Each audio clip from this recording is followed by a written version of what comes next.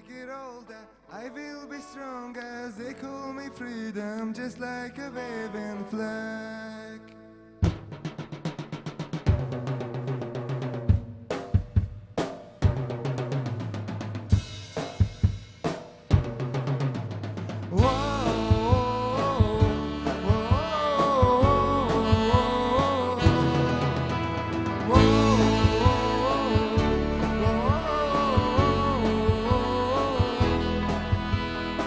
Give me freedom, give me fire, give me reason, take me higher.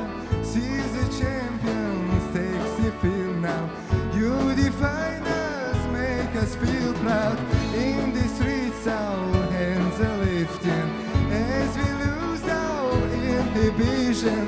Celebration, it surrenders every nation all around us.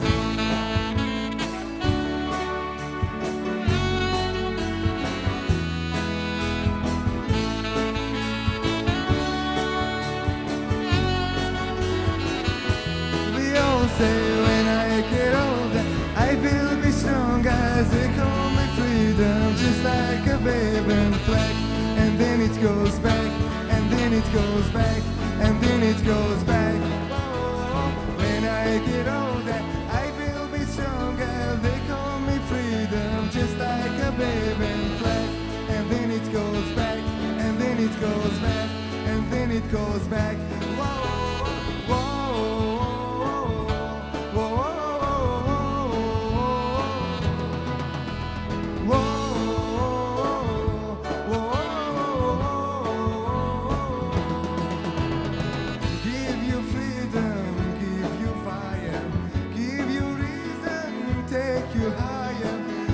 The champions takes the field now.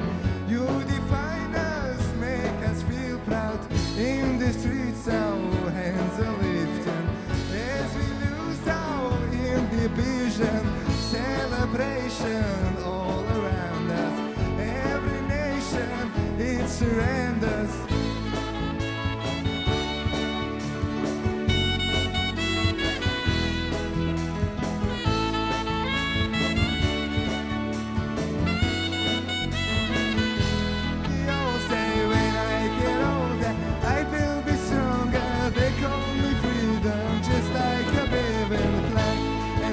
Goes back, and then it goes back, and then it goes back.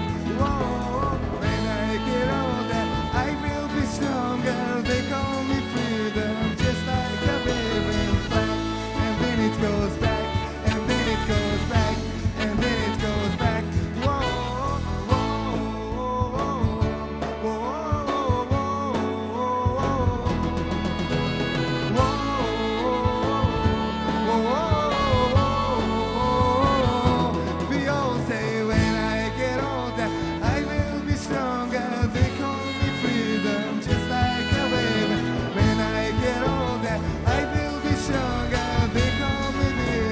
Just like a baby, when I get older, I will be stronger. They call me freedom, just like a baby.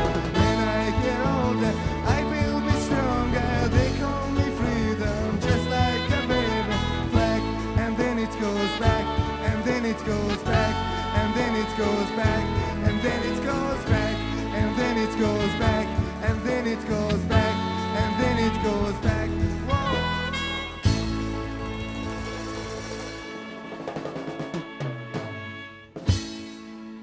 Salam, sabahınız xeyir olsun. Ekran qarşısında əyləşən bütün Touch Show tamaşaçılarına sevgi dolu bir gün diləyirik. Üzümüzdə təbəssüm, ürəyimizdə sevgi ilə qarşınızdayıq. Elə bir gözəl günlər yaşayırıq ki, mart ayı gələndə mən düşünürəm ki, hər gün bunu qeyd edirik, hər kəsin ürəyi gülür. Çünki bayram dolu bir aydır. Soyuq aydan biraz keçirik isti havalara, bayram ayına. Yəni ki, hər səhər qalxanda hər bir insanın ürəyindən o keçir ki, bugün yəqin ki, ki günüm çox gözəl keçəcək. Gününüzün də çox gözəl keçməsi üçün bizə ayrılan vaxt ərzində biz əlimizdən gələni edəcəyik. Təbii ki, əvvəlcə mən salamlaşıram, ürəyimdən gələnləri mən deyirəm. Ancaq sizi maraqlandıran mövzu ilə bağlı bizim həmişə çox gözəl qonaqlarımız olur. Mövzumuza çox gözəl cavablarını verirlər, çox gözəl müzakirələrini edirlər. Təbii ki, hər səhər rəngarəng şux musiqiləri ilə Retro qrupunu dinləyirsiniz. Sabahınız xeyir olsun. Soruşmayacağım necəsiz, görürəm ki, çox yaxşısınız, çox yaxşı olduğunuza görə istəyirəm mövzunu bu cür açıqlayım. Yəni sizdən bir cavab alım, sonra isə keçim mövzumuza. Hər səhər biraz fərqlilik etmək lazımdır. Tam səmimi cavab verin, çox xahiş edirəm. Çünki sizin cavabınızdan bizim mövzumuz asılıdır. Niyə görə bizim mövzumuz asılıdır? Yəni ki, mən istəyirəm elə bir cavab verəsiniz ki, təmtəraqlı mövzumuzu açıqlayım. Ən çox sevdiyiniz bayram hansı bayramdır? Gənclərin. Gedək tarixə.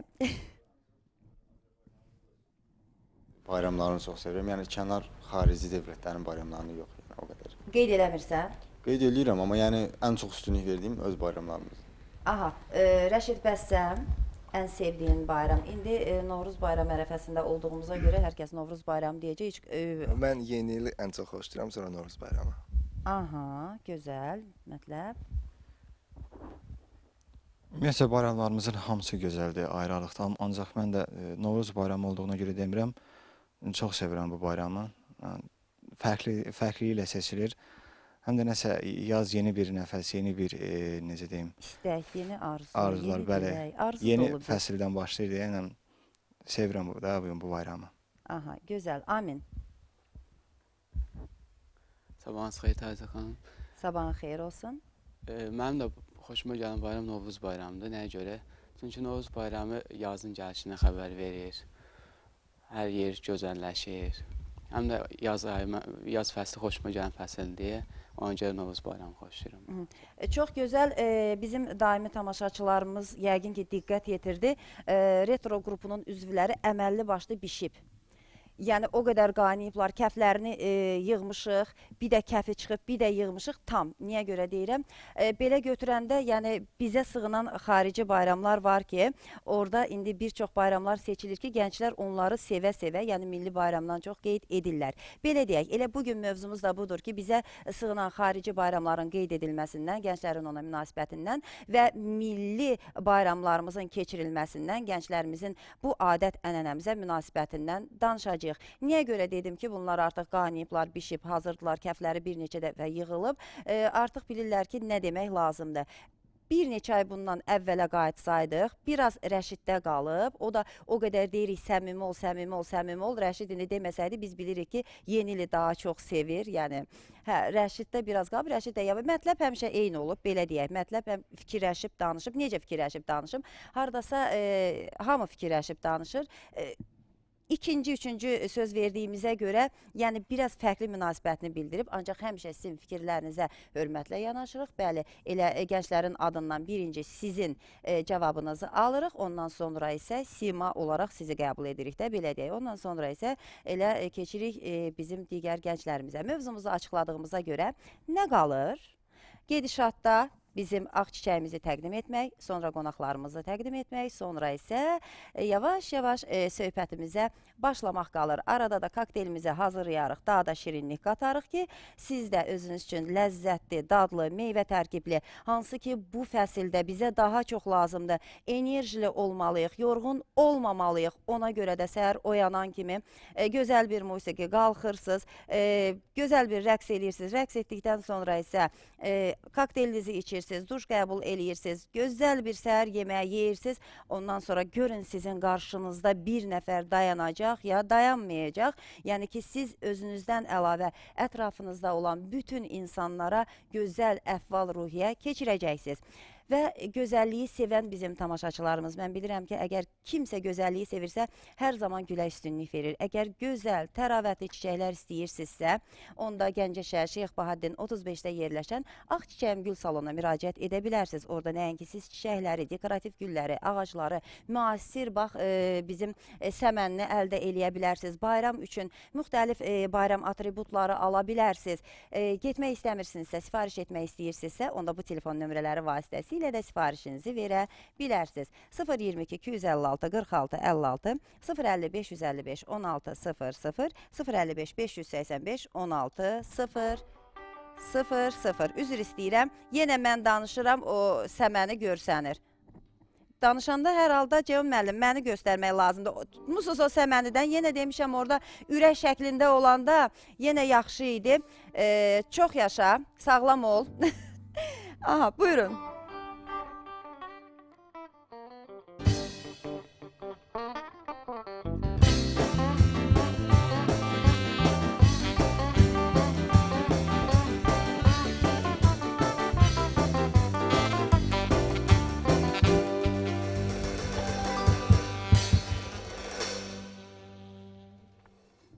Əla.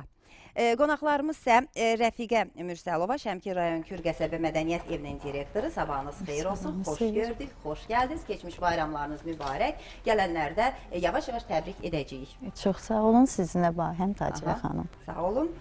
Anar Həmidov, Gəncə Dövlət Universitetinin Fransız dili katedrasının müəllimi, xoş gördük. Sağ olun. Xoş gəlmişsiniz. Çox sağ olun. Turqan Əliyev, Gəncə Dövlət Universitetinin tələbəsi, həmçinin Kəpəz televiziyasının əməkdaşı. Turqan, xoş gördük. Xoş gördük. Belə, gəlin birinci deyirəm, belə başlayaq. Bizim gənclərimizin adət-ənənələrimizə, milli bayramlarımıza, yəni ki, göstərdikləri münasibətləri necə dəyərləndirərdiniz? Buyurun, başlayaq sizinlə. Tacirə xanım. Bizdə ümumi sualdır. Fikirlərinizi müdaxilə edə bildirə bilərsiniz. Hər ailədə gənc böyüyür. O gənc səhərin qocasıdır, atasıdır, anasıdır, babasıdır. Əgər o uşaqlar gözünü açıb görürsə, mənim ailəmdə bayramlar keçirilirsə, o da gələcəkdə o ənənələri davam elətdirəcək. Mən gözümü açıb evimizdə o bayramı görmüşəm. Nə qədər qadağalar olsa da, heç bir rejim bu bayramın keçirilməsinin qarşısını ala bilməyib. Həmçinin gənclər də bugün bizdən öyrənirlər. Ümidvarıq ki, davam elətdirəcəklər. Bu, nə qədər ki, türk xalqları yaşayır, türk dilli xalqlar yaşayır, bu bayramlar keçiriləcək, milli bayramlarımız keçiriləcək. Mən əsasən gənclərlə işləyirəm. O gənclər də çox həvəslə, mən deyərdim ki, ən çox da sevdiyimiz Novruz bayramıdır. Novruz bayramı nəyə görə ən çox sevilir? Çünki hər bayramı 2 gün qeyd etsəksə, 1 gün qeyd edirik. Ancaq Novruz bayramını 5 gün, 6 gün hamı qeyd edir. Çərşənbələrindən başlamış Novruz gününə qədər. Hər evdə sevinç, bayram əhval-ruhiyyəsi duyulur.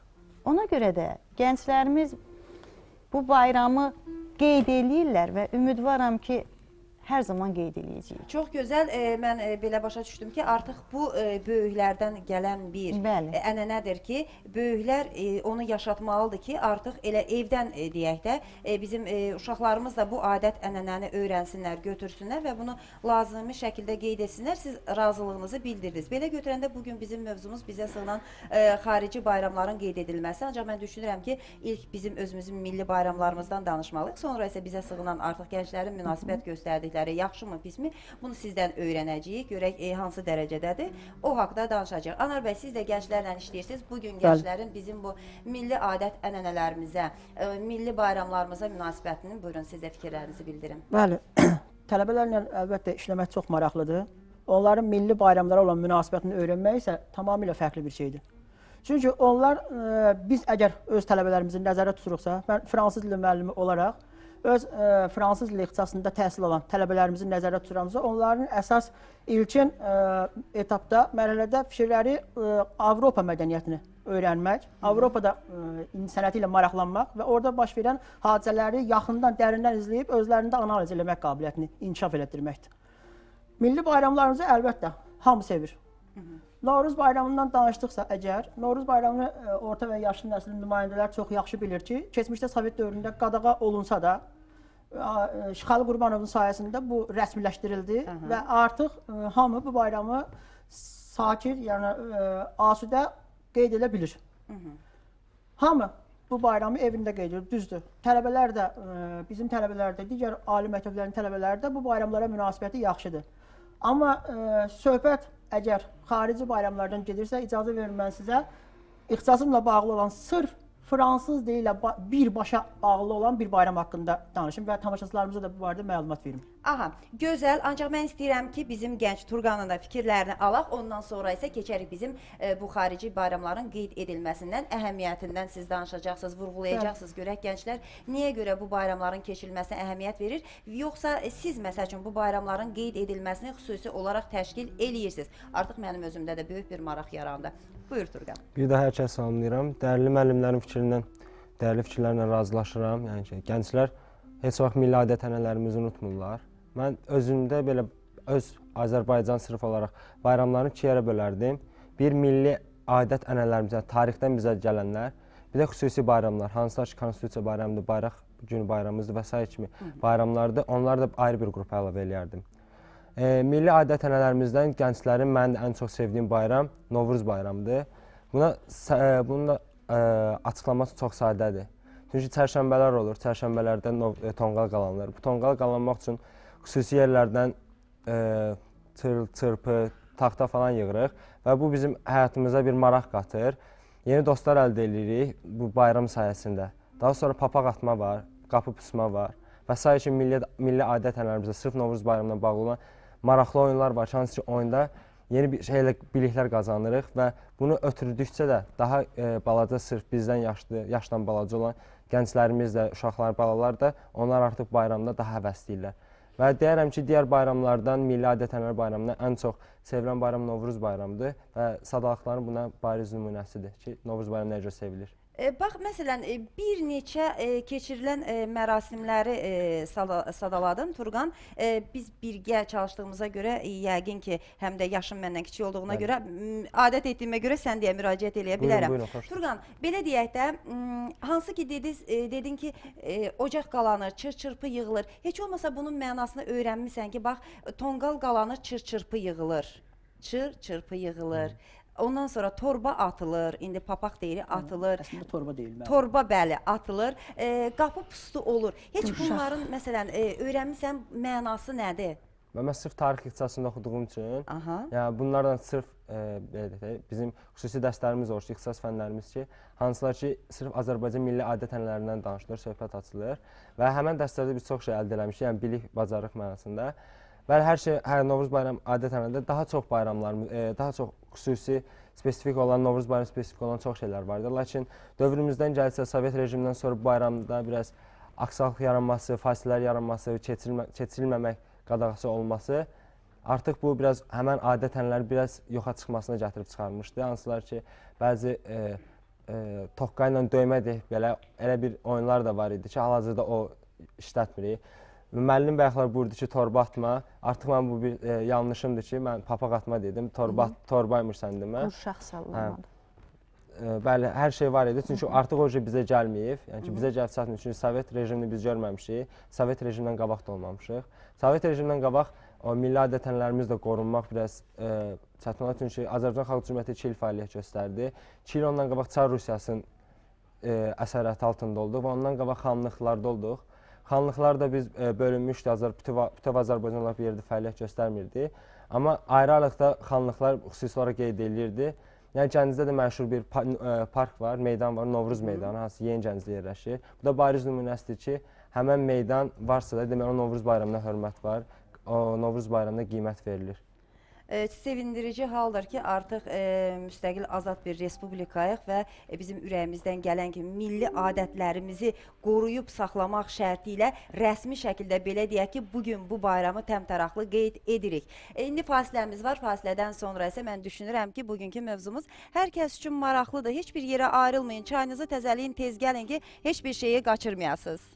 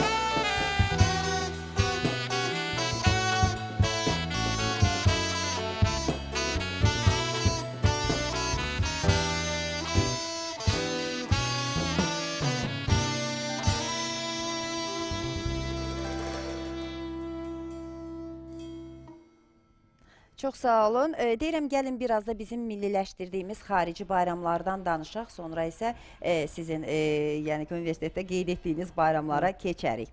Buyurun. Bizim milliləşdirdiyimiz bəzi bayramlar var. Elə yeni ilin özü olsun. Bunu milliləşdirmişik. Hamımız, hər kəs bunu qeyd eləyir. 14 fevral Sevgililər günü, Beynəlxalq Qadınlar günü. Bu bayramların hamısını özümüz milliləşdirib qeyd eləyirik. Dövlət səviyyəsində yəni qeyd eləyirik, rəsmi bayram kimi. Buyurun Anar bəy. Bayaq da qeyd etdiyim kimi, mən fransız dili müəllimi olduğuna görə bilavasitə fransız dili ilə bağlı olan bir bayram haqqında danışmaq istəyirəm. Bu, Frankofoniya bayramı adlanır. Frankofoniya sözü 19-cu əsrdə coğrafiyaçı Horace Reclus tərəfindən yaranmış bir anlayışdır, məfhumdur. O, əslində ana dili və yaxud ikinci dili fransız dili olan ölkələrin və xalqların birliyi, cəmi deməkdir. Çox təəssüflər olsun ki, 20-ci əsrin 60-cı illərinə qədər bu artıq demək olar ki, obrazlı şəkildə ifadə etsək, tarixin yaddaşına köçmək ərəfəsində idi. Yalnız 1962-ci ildə Seneqalın o vaxtki prezidenti Leopold Sédar Senghor və eyni zamanda görkəmli ədəbi xadimdir. Onun səyi nəticəsində Frankofoniya anlayışı yenidən gündəmə gəldi. O dövrdə o yazırdı. Frankofoniya yer kürəsi ətrafında yaranmış, bütün qitələrin və irqlərin yatmış enerjisini öz istisi ilə oyadan bir sıx mənəviyyat və həmrəylikdir. Bəli. Həmin bu şüar bu gün də Frankofoniyanın əsas devizidir, əsas istinad nöqtəsidir. Dediyim kimi, bizim Xarici Dillər Fakültəsinin fransız dil ixtisasının tələbələri də bu bayramı hər il qeyd edirik. Frankofon dövlətlər Beynəlxalq Frankofoniya Təşkilatının altında birləşiblər. 80 dövlət var burada. Bunun 57-si üzv dövlət, 23-i isə müşahidəçi qismində olan, statusunda olan dövlətlərdir. Biz isə əslində fransız dilini öyrənən dövlətlər siyahısında hesab olunuruq. Təşkilatın üzvü deyilik, ancaq o siyahıya daxilik. Dediyim kimi, biz bu bayramı çox paradoksal olması da yəni sevindirici haldır ki, bu hər il Novruz bayramı ilə eyni vaxtda üst-üstə düşən bir bayramdır və o dünyada mart-aprel aylarında qeyd olunur və biz də onu həmişə aprel ayında qeyd edirik. Bayramlarla əlaqədar hazırlaşmaq mümkün olmur. Ona görə onu biz həmişə aprel ayında çalışırıq qeyd edirik. Mən indi sizə bir faktı deyim. Sırf fransız dili kafedrası haqqında. Fransız dili kafedrası 99-cu ildə çox kiçik tələbə və müəllim kontingenti əsasında yaranıb. Ancaq bu gün şöbə kimi fəaliyyət göstərsə də, bu gün artıq 100-dən artıq tələbəsi olan samballı bir kafedradır. Və burada çox yüksək ixtisaslı kadrlar, müəllimlər çalışırlar ki, pedaqoqlar çalışır ki, hamısı Fransada təkmilləşdirmə kursunda olublar. Və orada öyrəndikləri, bildikləri bütün bacarıqları hamısını bugünkü gənc tələbələrə öyrətməyə çalışırlar. Və mən buradan da gələcək tələbə olacaq abituriyentlərə müraciət etmək istəyirəm ki, ixtisas seçərkən fransız dilini seçməkdən heç cür tərəddüd etməyin. Arxayın olun ki, sizi Gəncə Dövlət Universitetinin fransız dili kafedrasında çox yüksək ixtisaslı kadrlar gözləyir. Hamı ingilis dilini öyrənir, hamı ingilis dilində danışır. Amma fransız dilini çox az sayda insanlar öyrənir. Mən fransız dili haqqında istəyirəm sizə bir statistik məlumatı verim. Buyurun. Deməli, dünyada 274 milyon insan fransızca danışır. Və bu, fransız dilini dünya dilləri sırasında 5-ci yerdə qərarlaşmasına səbəb olub. Bundan əlavə, fransız dili ingilis dilindən sonra dünyada ikinci ən çox öyrənilən xarici dildir. Biznes əlaqələrinin qurulmasında dünyada 3-cü yerdədir. Və ən əsası bugün 125 milyon nəfər öyrənci var. Bunun 120 milyonu şagird və tələbə, qalan 500 mini isə onların təlim tərbiyəsi ilə məşğul olan müəllimlərdir, fransız dili müəllimlərdir. Və bir də sevindirici fakt odur ki, həmin öyrənənlərin 60%-dən çoxunun yaş həddi 30-dan aşağıdır. Bu nəyi göstərir? Bu onu göstərir ki, fransız dilindən maraq heç də məcburiyyət üzündən deyil, yəni gələcək karyera baxımından deyil, əslində erkən yeniyetməlik və ilk gənclik dövründən başlayır.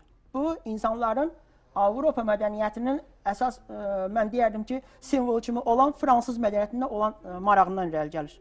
Çünki Avropa mədəniyyəti dedikdə ilk öncə fransız mədəniyyəti, fransız incəsənəti nəzərdə tutulur. Onun ədəbiyyatı nəzərdə tutulur. Aha, çox gözəl. Bəs tələbələriniz necə? Təkmilləşmək üçün göndərirsiniz məsələn Bəli, Fransaya? bizim hər il 99-cu ildən mən deyim sizə, deməli universitetin Mark Bloch Strasbourg Beynəlxalq Humanitar Elmlər Universiteti ilə müqaviləsi əsasında fəaliyyətə başlayan bu şöbə, dediyim kimi indi artıq samballı bir kafedradır.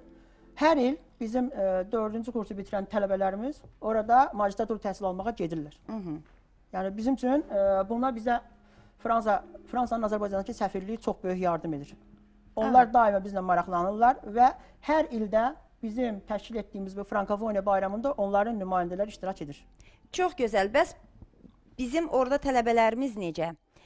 Orada bayramları təmtəraqlı şəkildə qeyd edirlər, yoxsa necə? Bəli, biz buradan, istəyir buradan olsun, istəyir Azərbaycanın digər ali məktəblərindən xaricdə oxuyan tələbələr məlumdur ki, öz milli bayramlarımızı orada həm təqdim edirlər, həm onların orada bayram kimi qeyd olunmasına çalışırlar. Milli bayramı biz götürsək, əsas bizim müqəddəs bayramlarımız Qurban bayramı və Ramazan bayramıdır. Novruz bayramını da biz artıq özümüz üçün bayram kimi qəbul eləmişik və amma bu bayramın, mən dediyim kimi, sırf milli bayram kimi dedikdə, mənim nəzərimdə ilk növbədə Qurban bayramı və Ramazan bayramı gəlir. Bəli, elədir. Ancaq mən düşünürəm ki, milli adət-ənənələrimizin qorunub saxlandığı ən mühüm bayramlardan biridir ki, orada, buyur Turqan, nəsə əlavən var idi? Bəli, müəllimənin sözünə əlavəm var. Müəllimə buyurdu ki, milliləşdirmiş bayramlar Sevgililər Günü yeni il. Burada qeyd edilmək lazımdır ki, yeni il biz təqvimə görə yeni il qeyd edirik. Çünki biz, belə deyərlər, İsa Peyğəmbər anadan olması, yəni ki, xristianlıqların, yəni ki, 31 dekabrın 1 yanvarı yeni il keçid gününə biz onu qeyd edirik ki, yeni il olaraq. Və Sevgililər Günü müəllimə buyurdu 14 fevral, amma Azərbaycan öz dövlət tərəfindən qəbul edilmiş 30 iyun Sevgililər Günü var. Yəni ki, heç də milliləşdirilmiş sayılmır. Çünki sevgililər tək Avropada və yaxud da başqa bir yerdə sevgili deyil ki, Azərbaycanda iki şəxs birbirini sevə bilər və onların da sevgili günləri 30 iyundur. Çox gözəl. İndi 14 fevralı qeyd etdiniz. Çox gənclərə sual versək ki, 14 fevralda nə baş verib, bilməyəcək ki, onu qeyd edirsiniz. Qeyd edirsinizsə? Romada baş verir. Mən gənclərdən soruşaq, Rəfqə müəllimə, sonra fikrinizi bildirəm. Xeyr, xanım, mən qeyd eləmirəm. Sevgilər günü 14 fevral. Çünki 14 fevral, mən səhv eləmirəmsə, mən oxumuşam onun haqqında biraz. Romada bir keşişin həmin 14 fevral günü öldürülməsi günü qeyd olunur. Yəni, o da bizim tarixə aid olmayan bir sevgililər gündür. Yəni, heç bizə aidiyyət olmayan bir şeydir. Yenə ən azından haradasa bildin nədir, nə baş verib. Yəni ki, hər kəsdə dünyada bunu qeyd edir, belə deyək də 14 fevralı. Mən yenə deyirəm, indi sən dedin ki, keçirmir, qeyd etmirsən, hə? Yəni, ümumiyyətlə sevgilim yoxdur, qeyd eləməm. Ancaq belə ki, sevgilər günü kimi tanımıram həmən günü. Aha, 30 iyun haqqında bəs? 30 iyun...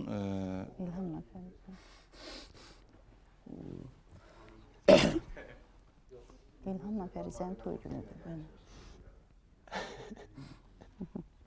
Zərifə və Fərizə. İlham... Fərizə. Denən də, mən yadımdan çıxıb. Denən. Fərizə. İlham və Fərizə. Aha. Bax, görürsünüz, yəni ki, bunu bilmək lazımdır. Bunu niyə görə? Bax, bugün biz mövzunu niyə görə işıqlandırmağa çalışdıq ki, hansı ki, bizə sığınan bəzi xarici bayramlar var ki, onun açıqlamasını daha yaxşı bilirsiniz. Bax, yerində də cavab verdin. 30 iyunun niyə qeyd edildiyini, nəyə əsasən qeyd edildiyini, biraz belə də az məlumat var. Ona görə də bizə sığınan, deyəsən, bayramları biz daha çox, daha gənclər daha təmtəraqlı qeyd edirlər. Siz də əvvəldən söylədiniz ki, bu evdən, böyükdən gəlməlidir ki, yəni ki, biz qeyd etməliyik, gənclər də eləməlidir. Niyə Novruz bayramı haqqında hər kəsin yüksək fikirləri var? Çünki o rəsmi şəkildə qeyd edilir. Yəni, indi görün, neçə gün iş günü olmayacaq. Yəni ki, buna görə də bunun özü də sevindirici bir haldır. Ancaq orada məsəl üçün bayram da deyib istirahət günlərini saymaq deyil. Bu bayramın o qədər əlamətləri, o qədər adət-ənənəsi var ki, indi Turqan söylədi ki, mən tarix fakültəsində oxuyuram. Yəni özünün sənətinə, seçdiyi ixtisasa görə maraqlanacaq, biləcək. Ancaq bunu bizim gənclərə necə aşılamalıyıq? Hərənin bir fərqli ixtisası var. Bizim uşaqlar da universitet məzunları da, onlar da universitet bitiriblər. Yəni ki, ancaq bir kiçik nüansa fikir verdiniz. Yəni Turqan, mən elə sözünü yarımçıq saxladım ki, axıra qədər danışmasın. Niyə? Çünki istədim mən gənclərimizdən soruşum. Bax, bizim də məqsədimiz odur ki, niyə görə? Şəxsən bizim efirdə hər kəs mənimlə razılaşar. Biz 3 ildir yayımlanırıq, biz 14 fevralı qeyd etməmişik. Heç qeyd etmişik. 14 fevralı necə qeyd etmişik? Yəni təsadüfən əgər bazar günlərinə düşməyibsə, mənim ad günümdür.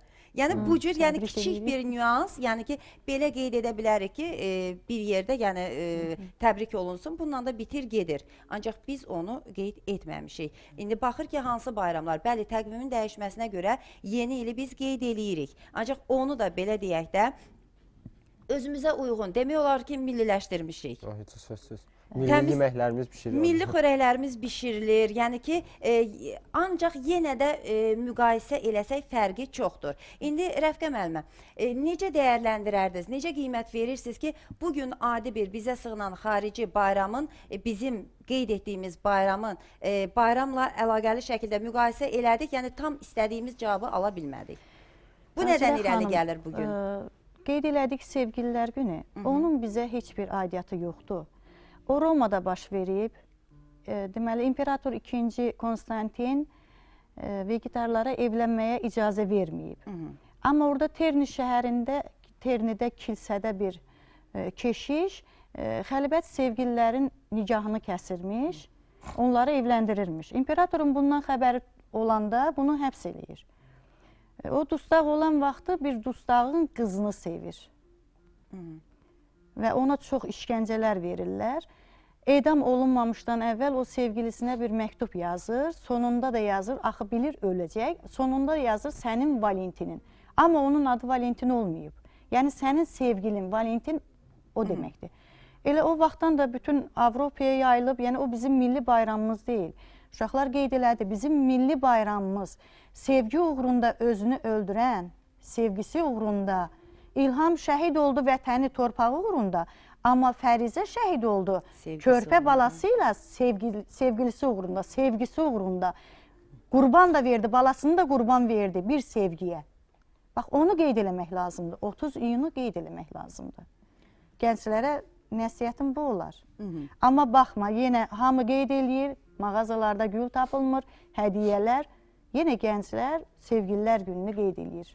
Səbəb, yəni bu nədən irəli gəlir? Məsələn, budur ki, tam yəqin ki, mən ona görə bu sualı sizə verirəm ki, hardasa biraz, 1-2 yaşda olsa bizdən fərqlənirsiniz və siz də verilişin əvvəlində çox gözəl bir açıqlama verdiniz ki, bu artıq böyükdən kiçiyə keçən bir yəni ki, iş olmalıdır ki, adət, ənənə, milli bayramlar, hər bir şeyi aşılamaq lazımdır. Bəli, Tacirə xanım, onu mən dedim, sübut deyiləyərəm. Sevgililər günü bizim ailədə qeyd olunmur. Qeyd olunmur, təsadüfən də bizim toy günümüz 30 iyundur, həmin günü qeyd eləyirik. Çox gözəl, biz çox təntəraqlı da qeyd eləyirik. Hansı ki işdə mənim söhbəti oldu, məncə orada birlik yoxdur. Yox. Yəni bizim deyə bugün danışaq, yəni ki bunu bizləşdirək. Yəni ki, bunu yenə deyirəm, hər zaman deyirlər ki, məsəl üçün televiziyalarda bəzi elə mühüm hadisələr var ki, ona az yer ayrılır. Ancaq çalışırıq biz Taçro ailəsi adından, bütün həmkarlarım adından danışıram ki, burada mən deyil, yəni çox insan əziyyət çəkir, çox insanı rəhbərlikdən tutmuş da, yəni ki, kiçik bir əziyyəti olan insanına qədər. Gündəlik müasir olan mövzuları araşdırmağa, açıqlamağa çalışırıq. Ancaq onu elə açıqlamağa çalışırıq ki, hər təbəqə insan bizə baxır, bizi dinləyir, bizi izləyir. İstəyirik ki, hər kəs də buradan nəticəni əldə etsin. Bizim də bugün əldə demək istədiyimiz nəticə odur ki, yəni bizə sığınan xarici bayramları hər kəs bilir. Gəlin belə deyək də, hər kəs bilir ki, çox təmtəraqlı şəkildə qeyd eləyirik. Ancaq elə insanlar olar ki, biz əgər bir sujet hazırlamış olsaydıq, bizim bu Novruz bayramında olan atributlar var, Novruz atributları var, onların mənası nədir? Çox adam heç biləsi deyildi. Bu da var. Yəni, tonqal yandıra bilərik, çərşənbələri qeyd edib. Bilənlər çoxdur, belə deyək. Ancaq gənclərə aşılamaq lazımdır bunu, gənclərə keçirmək lazımdır bunu. Bax, belə Anar mənim söylədi ki, biz universitetdə təmtəraqlı şəkildə bayramı qeyd eləyirik. Ancaq gəlin düşünək, tələbələriniz, sizin göndərdiyiniz hansı ki 4-cü kursdan sonra magistratura təhsilinə, oradan gələn tələbələriniz hansı təəssüratla gəlirlər? Məsəl üçün, onlar da sizi kimi ağız dolusu belə danışırlarmı ki, biz bizim milli bayramı orada necə təmtəraqlı keçirdiksə, orada təhsil alan yerli tələbələr hamısı belə də, yəni dedilər ki, bu necə bayramdır? Çünki mən düşünürəm ki, bizim hardasa siz söylədiniz ki, Ramazan bayramı, Qurban bayramı milli bayram kimi qəbul edirsiniz. Ancaq ən çox milliləşdirdiyimiz, ən çox adət-ənənələrimiz, ən çox göstərə biləcəyimiz hər şey, belə deyək də, festival dərəcəsinə gətirib çıxara biləcəyimiz bir bayramdır ki, hansı ki biz turistləri cəlb edə bilərik ora. Bilirsinizmi, mən bayaq Frankofoniya bayramını deyəndə heç də əslində Avropa bayramlarının burada qeyd olunmasını deyil, əslində Azərbaycanın bütün mədəni, ədəbiyyat və incəsənət, belə deyək, əsl şedevrlərini onlara çatdırmaqdır. Bizim fikrimiz bu olur. Mən sizə bir faktı deyim. Bizim tələbələr, yəni biz bunu deyim ki, 99-cu ildən bəri, yəni tələbələr hər il bu Frankofoniya bayramını qeyd edərkən müəyyən bir bədii əsəri səhnələşdirirlər və bunu biz öz kafedramızın əməkdaşlarının sayəsində Azərbaycan əsas da komediyaları götürürük. Çünki auditoriyanı nəzərə alırıq ki, burada fransız dilini çox da bilən yoxdur. Məhz hamıya tanış olan bir Azərbaycan ədəbi əsərini, komediyasını götürürük, onu fransız dilinə çeviririk və bunu da bizim tələbələr çox həvəslə oynayırlar fransız dilində. Gözəl. Bəli, bax bununla biz əslində Avropaya öz mesajımızı göndəririk ki, bizdə belə bir mədəniyyət var, bizdə belə bir ədəbiyyat var, incəsənət nümunələri buradadır. Heç də kənarda başqa zənginliyi axtarmaq lazım deyil. Azərbaycan ədəbiyyatı çox zəngindir, çox güclü yazılarımız da var və əsərlərimiz də var. Sadəcə olaraq onları üzə çıxardıb və talantlı gəncləri ora cəlb edib bundan istifadə etmək lazımdır. Bəs Novruz bayramını necə təşkil edirsiniz? Novruz bayramını burada, yəni biz öz tələbələrimizlə qeyd edirik, universitetdə, bəli, özümüz qeyd edirik. Amma söhbət ondan gedirsə ki, xaricdə bizim tələbələrimiz, bəli, oraya oxumağa gedən tələbələrimiz, hamısı orada bu Novruz bayramının təşkil olunmasında çalışırlar və səfirliyimizin vasitəsilə bunu həyata keçirdirlər. Və gələndə də bizə məlumat verirlər. Bunu siz əgər istəsəniz, bunu rəsmi məlumatlardan görə bilərsiniz ki, Fransa səfirliyi, bütün səfirliyin əməkdaşları hər il bizim bu bayramda iştirak edir. Çünki onlar burada fransız dilində olan gənclərin marağını və ədəbiyyata, incəsənətə olan marağını dəqiq bilirlər. Və burada tez-tez gəlirlər. Hər il bu gəlir. Bizim tədbirlərimiz dram teatrda təşkil olunurdu.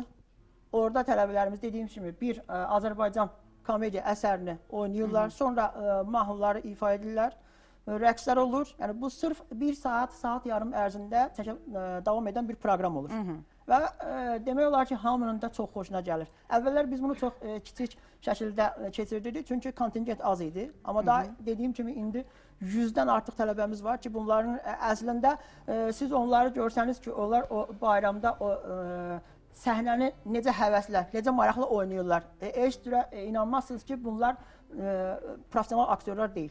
Çox gözəl. Bax, haradasa rəsmi şəkildə təşkil olunan tədbirləri dediniz. Rəsmi şəkildə bəli, artıq bu qəbul olunmuşdur. Bunu göstərmək olar. Bəs yerli orada, məsələn, yerli deyəndə bizim tələbələri deyirəm ki, sıradan hansı ki tələbələr var, onlar necə qeyd edirlərmi? Yəni, hansı ki o rəsmi tədbirlərdə iştirak etməyən yerli cəmaata, xarici cəmaata göstərmək üçün mən fikirləşirəm ki, orada elə bir böyük tonqal qalandı. Ya, məsəl üçün, Keçəllə Kosanı xaricdə tələbələr tərəfindən təşkil olundu. Görün, əhalinin necə diqqətini çəkmək olar. Bax, sıradan, buyur Turqan, tələbələr necə təşkil edir? Tələbələr, sırf edim, Gəncə Dövlət Universitetində oxuyuram. Hər universitetin beynəlxalq münasibətlər üzrə şöbəsi var. Hər il müəyyən proqram vasitəsilə xaricə 1 ay müddət, 1 semestr, 6 ay, 9 ay, 1 illik müddətində xaricə tələbələr göndərir. Mən o tələbələrdən biri mübadilə proqramında Niderland Krallığında olmuşdum. Çox az müddətli olsa da 1 ay orada qalmışdım. Və həmən ərəfədə heç bir bayram olmamışdı, amma lakin 20 mart... Gözəl Turqan, mən üzr istəyirəm. Fasiləmiz var. Mən fikirləşirəm ki, danışacağın bu məlumat, verəcəyim bu məlumat da çox maraqlı olduğuna görə sözünü yarımçıq kəsməyək, elə burada dayandırsam çox gözəl olacaq. Keçək fasiləmizə. Fasilədən sonra isə Turqanın verəcəyi məlumatlarla davam edəcəyik.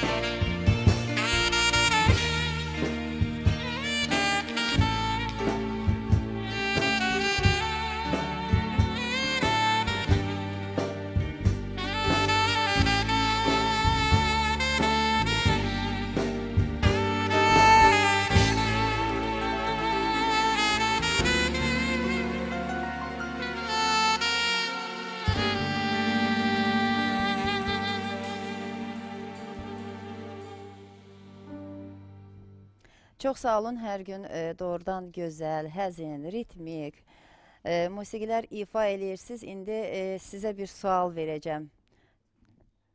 Ötən günə gün çatarmı? Calasaq da günə-günə. Necə düşünürsünüz? Çatar? Başımızın... Ümumiyyətlə, mən danışanda belə, sənə baxmayacağım, belə deyək. Gənclər onu bilməz, Tacirə xanım. Onu yaşlı nəsil bilir, ötən günlərə baxıb. Çünki bunlar elə gəncdir, bunlar başa düşmür. Mənim də dediyim odur ki, qoy gənclər gələcəyə elə yaşlı nəsil kimi baxsınlar ki, hər dəqiqənin, hər günün öz hökmü var. Ona görə də bugünü itirib sabah da dizlərinə döyüb ağlamasınlar. Mənə elə gəlir ki, əslində bax, onu dəqiq verir. İndi söhbətə başla, sən elə gəlir. Gələcək üçün yaşamaq lazımdır. Keçmiş oldu, qutardı. Daha da indən sonra elə günlərini qurmaq lazımdır ki, keçmişdən də daha yaxşı alınsın. Heç birinci dediyi sözlə ikinci sözü üst-üstə düşdü. Yəni, bəlkə mən diqqətlə qulaq asmam. Deyir ki, hə, calamaq olar günü-günə. İndi deyir ki, yox, gələcək üçün. Ona görə də bugün elə yaşamaq lazımdır ki, yəni sabaha baxıb, o çevrilib belə baxırsan, onda peşmanlıq hissi keçirməyəsən. Xoş gündə olsa, pis gündə olsa, ən azından xoş xatirələrlə yadda qalmaq lazımdır ki, haradasa o xatirə kitabını vərəqləyəndə orada xoş hallar olsun. Bu da insanın ən mühüm özündən asılıdır. Düzü düz, əyrini əyri qəbul eləmək lazımdır. Əgər bunu bu cür qəbul etsək, səhvsiz insan yoxdur həyatda, mükəmməl insan yoxdur. Hər bir insanın həyatında səhv olur. Ancaq yetər ki, o səhvini başa düşəsən, o səhvini düzəldəsən və etiraf edəsən. Onun özü böyük şeydir. Çox sağ ol. Əla. Yəni, çox gözəl düzəliş etdin sonradan sonraya. Belə, deməli, bugün mövzumuz bizə sığınan xarici bayramların qeyd edilməsidir. Gənclərin bu bayramları necə qeyd etdiklərindən danışırıq və xaricdə necə, təbii ki, bizim təhsil alan tələbələrimiz təmsil edir bizi və bizim orada olan milli adət-ənənələrimiz, bəzi bayramlarımız var ki, ən əsası rəsmi şəkildə də olsa, sıradan da olsa onlardan çox şey asılıdır. İndi Turqanın fikirləri var idi, hansı ki orada təhsil alan, təhsil almağa gedən bizim gənclərin təşkilatçılığından, onların işlərindən, fəaliyyətindən qeyd edəcək, hə Turqan? Bəli. Niderland krallığında oldum bir ay müddətində və orada belə qeyd edeyim ki, tək Niderland deyil və digər Azərbaycan səfirliyi olan ölkələrdə də lobbiçilik siyasəti yürüdülür, hansı ki, bir çox yöndə oldu. Bunların da ən vacibi mədəniyyət və siyasət diasporalardır. Mədəniyyət diasporalarına söhbət eləyək. Çünki sırf milli adət-ənənələrimiz mədəniyyət günləri ilə bağlıdır. Azərbaycanın Avropada, xüsusilə də Şərqi Avropa və Qərbi Avropada qeyd edilən bayramlarından biri ən əsası Novruz bayramıdır. 20 mart bu il, yəni üzümüzə gələn bir 2-3 gün sonra Hollandiyanın paytaxtı olan Amsterdam şəhərində böyük bir festival, karnaval o dərəcədə böyük bir, həcmli bir tədbir təşkil edəcəklər Azərbaycan səfirliyi, diasporaların daimi köməkliyi ilə. Bildiyimiz kimi, Niderland krallığında 20.000 Azərbaycanlı yaşayır. Buna daxil etmək həm Cənubi Azərbaycan, yəni ki, bizdən 1828-ci ayrılmış olan soydaşlarımız da nəzərə alsaq ki, 40.000-dən çox orada Azərbaycanlı yaşayır. Hansılar ki, diasporalıq fəaliyyətində Azərbaycanın səfirliyi ilə həmən təşkilatçılıqla bağlı çox dəstək olurlar. 20 martda bütün bu zəhmətlərin qarşılığıdır ki, 20 mart Hollandiya paytaxtında böyük bir Novruz karnavalı keçiriləcək. Bəli. İnşallah bu böyük nailiyyət. Və belə bir şey qeyd eləmək eləyirəm ki, Azərbaycanlı tələbələr, mən sırf Hollandiya olduğum üçün Hollandiyadan söhbət açacağım. Fevralın ilk həftəsində Hollandiya karnaval oldu, karnaval həftəsi keçirildi. Bütün millətlərdən burada var idi, həmçinin Azərbaycan tələbələr də var, hansı ki, öz milli paltarlarımızda, bildiyimiz kimi kapşon, papaq falan, hər şey yerində, həmən karnavallarda iştirak edirdi. Və ən maraqlı cəlb olunan da paltar məhz bizimkilər idi. Yəni ki, həmən o əyaq, papaq, araqçın falan, hər şey bizdə var idi.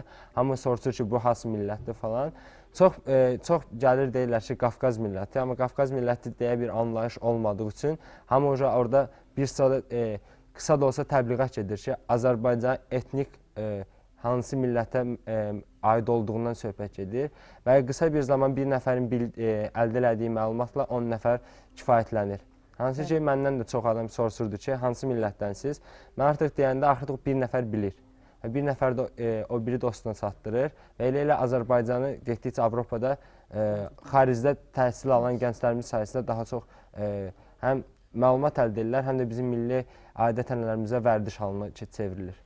Çox gözəl bir halda mən burada bir şey qeyd etmək istəyirəm ki, biz bu günümüzə Azərbaycanın dünyada tanınmasına görə ümummilli liderimiz Heydər Əliyevə borcluyuq ki, doğrudan da gündən-günə Azərbaycan həm işıqlanır, həm gözəlləşir, həm dünyaya çıxış, həm dünyada tanınır. İllər bundan əvvəl Azərbaycan var idi, dünyada tanınmırdı. Ancaq indi, yəni ki, o qədər gözəl belə səviyyədə tanınır ki, biz elə Azərbaycanda keçirilən Olimpiyanda misal göstərə bilərik ki, bax gördünüz, necə təmtəraqlı şəkildə. Əsas odur ki, bax bizə gələn qonaqlar sevindirici haldır ki, Azərbaycan bütün milli adət-ənənəsinə uyğunlaşa bilir. Mətbəximizə, yeməyinə. Biz harasa bir yerə gedəndə əvvəlcə oranın mətbəxindən maraqlanırıq ki, görəsən yeyə biləcəyik. Ancaq mən düşünürəm ki, birinci xarici dövlətdən gələn bizim qonaqlarımız, yəni bizim milli mətbəxi öyrənməmişdən qabaq dadırlar.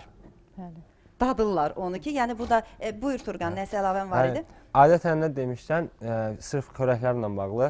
Orada dərsdə olanda, discussion müzakirə gedəndə orada tələbələr arası soruşurduq hansı, hardansınız siz? Biz deyəndə ki, Azərbaycandan, ya neftə görə tanıyırdılar, Azərbaycan neftinə görə, ya arada olan problemlər, Qafqazda olan problemə görə və yaxud da yeməklərə görə. Və yada salan birinci yemək gəlirdi aşlar, yəni ki, məşhur bizim plovlar. Bir də 1000-ə yaxın çeşidi var. Və dovğa, yəni ki, döyğa bildiyimiz kimi döyğanı dəhşət çox xoşlayırlar onlar. Orada çox az istifadə olunur.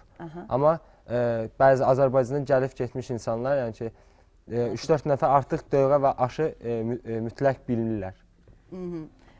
Gözəl, dovğa da deyəndə Gəncəyə də düşür. Yəni Gəncə dovğası da oradan da belə götürək də, elə bölgələrə uyğun plovlarımız da dəyişir. Yəni sonra dovğanın da, yəni hər kəs eyni cür bişirir, ancaq dadı, tamı nədənsə biraz fərqli olur. Bu da ki, yenə deyirəm, sonunda gəlir bir ləzzətli, dadlı bir mətbəxə çevrilir. Elə Novruzdan söhbət düşmüşkən mən üzr istəyirəm, Anar mənim bir anons edəcəm. Touch Show tamaşaçıları, bizi sevən tamaşaçılarımız hər gün adət etmişsiniz ki, biz səhər 10-dan 12-yə qədər efirdə olaq, ancaq 20-si axşam saat 21:00-da Novruz Tacı adlı bayram buraxılışımız olacaq. Nağıl kimi bir əyləncə izləyəcəksiniz. Düşünürəm ki, artıq hər gün bunu qeyd etməliyəm ki, ola bilsin ki, bizim tamaşaçılarımız qaçıra bilərlər. Heç qaçırmayın, çünki əylənəcəksiniz, dinlənəcəksiniz. Artıq verilişimiz demək olar ki, çəkilir, işlər gedir. Bunu fikrinizdə saxlayın. Buyurun. Bilirsinizmi, beynəlxalq bayramlar dedikdə biz söhbəti gətirib multikulturalizmə də çatdıra bilirik. Çünki bunun ətrafında baş verir bu. Əgər söhbət xarici bayramlardan, xarici mədəniyyətdən gedirsə, bu multikulturalizmdir. Multikulturalizm isə tolerantlıqla yanaşı bir məfhumdur. Çox təsadüfi deyil ki, yəni Cənab Prezidentin əmri ilə bu il Azərbaycanda multikulturalizm ili elan olunub və mən belə fikirləşirəm ki, əgər dünyada tolerant dövlət anlayışı varsa, onun əsas bariz nümunəsi ən əsasda birincisi Azərbaycandır. Çünki burada müxtəlif millətlərə məxsus insanlar, müxtəlif konfessiyalara aid olan insanlar yaşayırlar. Bizim öz Azərbaycanlılarımızla bərabər çiyin-çiyinə yaşayırlar, işləyirlər, öz adət-ənənələrini qoruyurlar və bununla bərabər öz mədəni irslərini də qoruyurlar. Ən çox, yəni bizim adət-ənənələri, yəni ki, əməl edilə. O bayramlarımız da bizim qonaqlarımız oldu. Fərqli millətlərdən nümayəndələr dəvət etmişdik. Yəni onlar öz adət-ənənələrindən də danışdılar. Ancaq söhbət əsnasında bizim daimi tamaşaçılarımız yəqin ki, verilişimizi izləyib. Yəni oradan belə çıxdı ki, onlar da bizim milli bayramlarımızı, adət-ənənələrimizi daha çox qoruyub saxlayırlar. Yəni söhbət əsnasında bu cür alındı. Bəli, dediyimiz kimi, yəni multikulturalizm nədir? Çox mədəniyyətli cəmiyyət deməkdir. Və burada da əgər çox mədəniyyətli cəmiyyətdən söhbət gedirsə, deməli burada müxtəlif millətlərin nümayəndələri yaşayırlar və yaşamaqla bərabər onlar çox sərbəst, asudə şəkildə öz mədəniyyətlərini də qoruyurlar. Buna da diqqət etmək yəqin ki, çox vacib bir məsələdir. Aha, çox sağ olun, buyur Turqan. Bir də gənclərin ən çox sevdiyi bir İrland və Kelt xalqı var, Şotland, İrland xalqların ən çox sevdiyi, sırf onlardan başlayan bir bayram var, Halloween. Hansı ki, Azərbaycan gəncləri həddən artıq çox sevir və Gənclər Universitetində keçən həmən Halloween bayramı şənliyi keçirilmişdi. Halloween nə görə sevilir? Çünki hər kəs bir-birini qorxudur və o daha, necə deyərlər, gənclərə biraz stimul verir ki, Avropa mədəniyyətinə biraz sırf Avropada gedim Halloween gününə düşüm, 31 oktyabrda gedim Avropada olun və həmən Avropada yaşayım o Halloween bayramını. Və o daha, necə deyərlər, kreativ olur da, daha yenilik bir şey olur ki, yəni insan birdən gəlir böyründən, səni qorxuzur, trick or treat və sən qorxdun və səni qorxudurlar və hər kəs və səni qorxudur. Həmən gün hər yerdə atributlar, Halloween atributları, bildiyimiz kimi tıqva, necə deyərlər? Balqabaq, boranı, balqabaq. Sırf ondan düzəldilmiş hər cürə nə istəsəz, hər cür heyvan deyəkmi, başlar mı deyək, hər cür maskalar düzəldilir və şəhərin hər tərəfində qorxuducu bir abu-hava yaranır. Amma bu qorxuducu abu-hava heç kəsdə qorxudmur, sadəcə əlavə olaraq onlara biraz yaradır. Enerji, belə deyək də, ekstremal bir hal, belə deyək ki, adrenalin, bəli, gənclərin sevdiyi bir hal. Olsun, biz sizliyə görə, indi bugün bizim məqsədimiz o deyil ki, biz niyə xarici bayramları burada qeyd eləyirik. Yox, etmək lazımdır. Bu bizim inkişafımızdan irəli gəlir. Hansısa bir dövlətə gedəndə biz fikirləşirik ki, biz oranın dilini öyrənməliyik.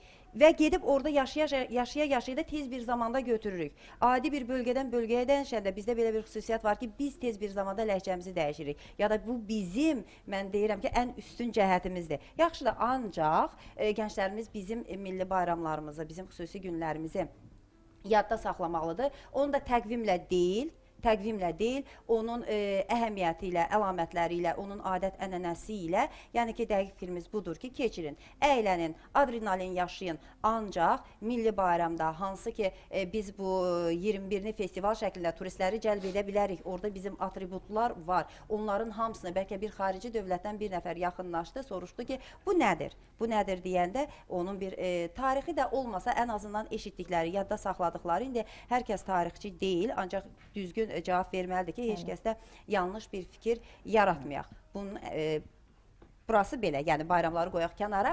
Deyirəm, biraz da bu, hansı ki, tələbələr, bizim xaricdə yaşayan tələbələrimiz, bizim milli bayramlarımızı qeyd edirlər orada, bunun əhəmiyyətindən danışaq. Alar mən başlayayım, mənim icazənizlə. Buyurun. 9 oktyabr səfərməsə, Azərbaycan bayraq günüdür. Həmən gündə Avropada İtaliya, Fransa, Hollandiya, Belçika və Lüksemburq ölkələrində səhv bağışlayın. Azərbaycanın tələbələr ümumi bir flaşmob keçirdilər, hansı ki, Azərbaycan bayrağı haqqında məlumat və bu sayıldığım 5 ölkədə və şəhərə çıxaraq sırf heç bir səfirliyin əlaqəsi olmaz, sırf gənclərin öz təşəbbüsü ilə irəliləmişdi. Özləri vəsait qoyaraq broşurlarla düzəltmişdi. Azərbaycan bayrağı haqqında, Azərbaycan tarixi haqqında qısa bir broşura və Avropa küçələrində onları tanımadığı insanlara, Avropalı insanlara və onları paylayırdılar ki, hansılarda ki, xoş təsərrüfat yaranır ki, gənclər bu cür təşəbbüslə irəli düşür və öz ölkələrinə, öz millətdə necə hörmətlə, bayrağına necə sadiqliyini göstərirlər. Bu nüansı unutmaq, mənə görə biraz ayıb olardı ki, mən onu burada vurğulamasaydım. Çünki mən orada, Azərbaycanlı deməmişdi, mən təhsil aldığım vaxtda orada bir Fransalı bir tələbə yoldaşımız var idi, o bizə vurğulamışdı ki, və biz Parisdə Louvre muzeyin ətrafında gedəndə Azərbaycanlılar bunu eləyirdi. Və mən Azərbaycanlıları tapanmasam da, ən azından onlar haqqında məlumat almaq çox sevindirici aldı ki, kimsə də Azərbaycan bayrağını orada təmsil eləyir. Çox gözəl, yəni ki, gənclərin bu təşkil elədikləri üstünlüyü vurğuladın, Turqan, təşəkkürlər. Yəni, yəqin bilənlər bilirdi, bilməyənlər də bildilər, öyrəndilər. Buyurun, Anar müəllim. Əslində, dediyim kimi, bizim gənclər xaricdə təhsil alarkən, ilk növbədə onlar buradan gedərkən fikirləşməlidirlər ki, onlar böyük bir milləti təmsil edirlər və o millətin mədəniyyətini təmsil edirlər. Ora gedərkən bu düşüncə tərzi ilə gedən gənclər yəqin ki, uğur qazana bilirlər. Və imkan olduqca da bütün bizim milli adət-ənənələrimizi, bayramlar olsun, sonra xüsusi günlərimiz olsun, bunlar haqqında dünya ictimaiyyətinə mütləq ki, onlar məlumat çatdırmalıdırlar. Axı, hər kəs Azərbaycanın inkişafına çalışır. Və əgər sənin əlindən də gələn budursa, deməli bunu eləməlisən. Hal-hazırda mən bunu deyirəmsə, deməli, indiki vəziyyətdə mənim gücüm buna çatır. Bunu deməliyəm ki, bütün dünyada bilinsin ki, Azərbaycan adında bir dövlət var və Azərbaycan dövləti hər kəsi öz qoynunda saxlayır və onlara yaşamaq üçün şərait yaradır. Azərbaycan dövləti inkişaf edən bir dövlətdir. Bunu mən deyirəmsə, deməli, mənim imkanımda olan budur. Və xaricə gedən tələbə də orada gedirsə ilk növbədə bunu düşünməlidir. Analitik düşüncə tərzindən malik olan hər bir tələbə avtomatik olaraq bu haqda məlumat verir. Çünki o buradan gedəndə artıq bir müəyyən məqsədlə gedir. Gedir ki, mən gedib öz dövlətimi, millətimi təmsil eləməliyəm. Mənə elə gəlir ki, bu ideya ilə, bu qayə ilə xaricə gedən tələbə mütləq bunları eləməlidir. Mən də düşünürəm ki, bugün Azərbaycan öz gəncləri ilə fəxr eləyə bilər. Çünki mən yenə deyirəm, biz çox vaxtımızı, çox verilişimizi, çox mövzumuzu ayırırıq gənclərə, gənclərin təhsilinə, gənclərin fəaliyyətinə, bugünkü gənclərə, onların istedadına. Ancaq görürük ki, doğrudan da bugün kürəyimizi kürəyinə söykəyəsi bizim gənclərimiz var. Yerdə qalan biraz tənbəl gəncləri də bizə qoşulmağa çağırırıq. Gəlin, siz də gənc olun. Belə deyək, yəni ki, gənclik insanın ömrünün ən gözəl çağıdır, ondan istifadə etmək lazımdır. Hansı ki, bu dəqiqə elə bir gözəl şərait yaranıb ki, siz burada da təhsil ala bilərsiniz, siz təhsilinizi davam etdirmək üçün xarici dövlətlərə də gedə bilərsiniz, təkmilləşəcəksiniz. Ən çox xeyir, bəli, dövlətimizdə də olacaq, sizin özünüzdə də olacaq, siz mükəmməl bir insan yaranacaqsınız. İndi fasiləmiz var, fasilədən sonra isə qaldığımız yerdən davam edəcəyik.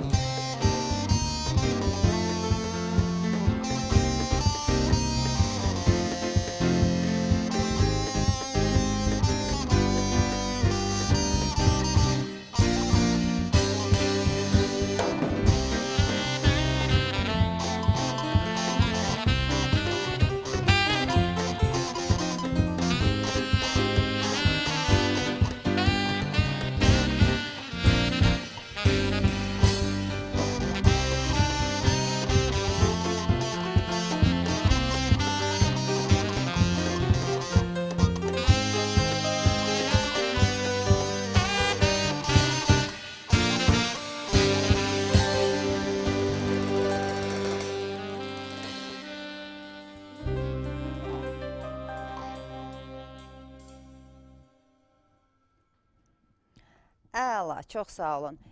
Aranızda ən qoçaq kimdir? Kim? Niyə? Yox, yəni o heç. Yəni söhbət ifadan getmir, alətdən getmir. Ümumiyyətlə, ən qoçaq kimdir? Yəni verilişdən sonra gözəl bir tədbir var, yəni yeyib içmək var. Təmtəraqlı. Hə. Onda gitaranı yerə qoy.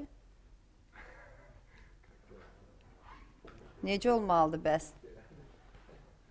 Gərək işləyəsən ki, əldə də nəsə edəsən. İşləməsən, əldə heç bir şey etmək olmaz. Çoxdan da kokteyl hazırlamısan, gəl görək, gəl keçək masanın arxasına, yavaş-yavaş kokteylimizi hazırlayaq. Bugün də ləzzətli bir kokteyl resepti verəcəyik sizin üçün. Götürük bir ədəd kivi, bir ədəd portağal, bir ədəd banan, 200 qram yoğurt, alma şirəsi, zövqə görə biraz əlavə olunur və şəkər kirşanı. Əgər şirin sevirsinizsə 20 qram, yəni bir çay qaşığı belə götürək şəkər kirşanı əlavə eləyə bilərsiniz. Yox, sevmirsinizsə onda onu darçınla əlavə eləyə bilərsiniz. Hər zaman deyirəm ki, darçın həm gözəl, ləzzətli ədvadır, həm də bizim belə deyək də əlavə çəkilərimizi itirmək üçün çox gözəl təsir göstərir. Hazırladıqdan sonra isə sürtgəçdən 20 qram biraz şokoladı keçiririk onun üzərinə və bizim ləzzətli kokteylimiz hazır olur. Əməliyyatı, əməliyyata artıq hazırsan, qoy gəlin mən də sənin yanına. Burada baş-başa verək, kokteylimizi hazırlayaq, gətir, çıxar da orada bizə lazım olan, mətbəxə girmisən, yəni heç kim yoxdur. Kokteyl hazırlamalısan, nə lazımdır bizə? Aha, gözəl. Bugündən öyrədirəm ki, sabah yox, 2 gündən sonra bayramda bəlkə Rəşidəmimizi apardım, yemək üçün yox, hazırlamaq üçün. Rəşid, plov dəmləyə bilirsən? Sənə plov dəmləməyə öyrədəcəm. Əgər makaron dəmləməyə bacarsansa, plovu dəmləməyə nə var ki? Xaricdə gedirsən, təhsil alırsan. Turqan, orada kim qulluq edir sənə? Ən sevdiyi, ən çox istifadə olunan yemək, makaron süzmək. Yəni makaron süzmək o qədər asandır. Bəli.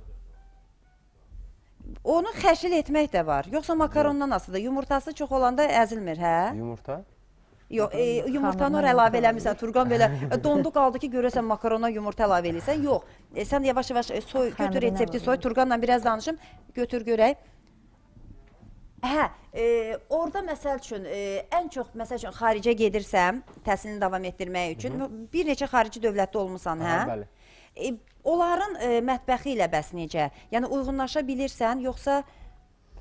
Sırf belə desək ki, dəniz canlıları, yəni ki, balıqdan çox istifadə yeyirdik orada, yəni ki, biz qaldığımız şəhər Hollandiya Den Haag, ikinci ən böyük şəhəri idi. Həmən şəhər Şimal dənizinin sahilində yerləşir və orada çox məşhur balıqlar var ki, hansı ki, biz o balıqların tamına baxmışdıq. Amma belə xüsusi olaraq Avropanın xüsusi bir yeməyi deyim, bayramı olsun, yoxdur. Sadəcə onlarda karnavallar da hansı özləri ürəkləri istədiyi vaxtı elan verirlər, filan vaxtı karnaval keçirdirik, hamı yığışır. Sırf olaraq bir xüsusi bir milli ənəvə olan bir xüsusi bir Holland bayramı falan yoxdur. Həm də xörəkləri yoxdur. Xörəkləri sırf... Ən çox nə yeyirlər? Dəniz məhsulları? Dəniz məhsulları çox yeyirlər. Daha sonra, necə deyirlər, yəni ki, bizdə haram buyurulan ətlərdən yeyirlər. Yəni, bu cür. Bu cür. Ancaq bizdə də belə deyirlər də, bizim məşhur filmimiz var, Görüş. Qonağı deyir, qonağı qarşılamaq üçün süfrə açarlar, süfrə. Yoxsa deyir, qonağı da salmışsınız yanına, o tarla mənim, bu tarla sənin, o tarla mənim, bu tarla sənin. Ona görə də doğrudan bizdə də haradasa birinci tədbir olanda deyirlər ki, nə hazırlanacaq, nə olacaq. Bəs özün necə, orada özün üçün yemək hazırlayırsan, yoxsa fəsudları... Amma Hollandiyalı bir dostumuz falan bizə qonaq çağıranda o süd və Holland pendiri gətirirdi. Ən məşhur olduqları süd və pendiri gətirirdi. Hansı ki, çox tamlı olur. Biz onları qarşılayanda, belə deyək, necə deyək, pomidor yumurta. Onlara onu qonaq eləmişdik onları. Hansı ki, onlar birinci səfər idi həmən yeməyin tamına baxırdı. Bizim üçün hazırlamaq çox asan, onlar üçün yemək asan da oldu. Belə özümüz də hər şey pişirə bilirdik. 5 Azərbaycanın tələbəsi bir yerdə qalırdıq. Hərəmiz ayrı-ayrı Azərbaycan bölgələrindən. Yəni belə hər cür yemək, hansı yeməkdən deyirdik, hamısını pişirirdik. Gözəl, əsas odur deyir, insanların ürəyinə yol onların mədələrindən gedir. Əvvəl yedizdirmək lazımdır. Yedizdirdikdən sonra artıq tox olduqdan sonra müsahibə almaq, söhbət eləmək, danışmaq maraqlı olur. Yəni ki, asan olur, belə deyək. Hə, reseptə uyğun hazırlayırsan, hə? Portağal soymağı da öyrənmirsən axı artıq. Yox, dəqiq öyrənmirsən, elə çətinliklə soyulur. Hə, resepti mənə də göstər görək. Deməli, bir ədəd kivini götürürük. Təbii ki, əlavə edəcəyik bizim blendera. Rəşid orada digər meyvələri soyub hazırlayana qədər blenderda biz kivini əzirik. Şirəsini çıxarmağa o qədər də ehtiyac yoxdur.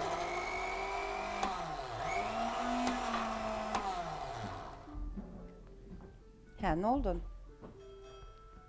Portağalı, onu çıxarma, heç nə olmaz. Biraz portağalın qabığı qalanda onun dadı da gözəl olur, ətri də gözəl olur. Həm də vitamin elə onun qabığındadır.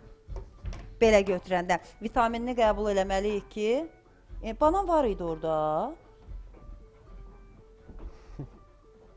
Hə, banan var imiş, hə. Rəşid yanılmaz, Rəşid diqqətlə baxıb. Niyə görə yemək deyən kimi hamı elə səni buyurur, Rəşid?